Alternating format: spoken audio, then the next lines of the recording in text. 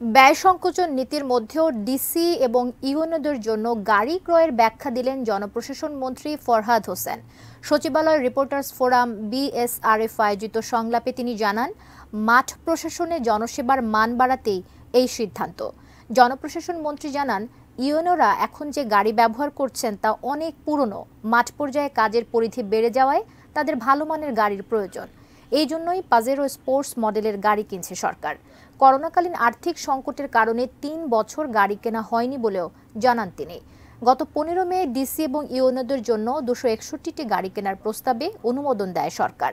প্রতিটি গাড়ির দাম ১,৪৬ লাখ টাকা। তবে আমদানি খরচের ৩৬ লাখ বাদে শুল্ক বাবদ ১,১০ লাখ টাকা এনবিআর এর কাছেই থেকে যাবে বলে জানান জনপ্রশাসন মন্ত্রী ফরহাদ হোসেন। তাদের গাড়ি প্রয়োজন। এই প্রগতি ইন্ডাস্ট্রিজ লিমিটেডের কাছে কিন্তু অলরেডি ১৬০টি গাড়ি তৈরি করার সরঞ্জাম রয়ে গেছে, তাদের এটা আমদানি করাই আছে।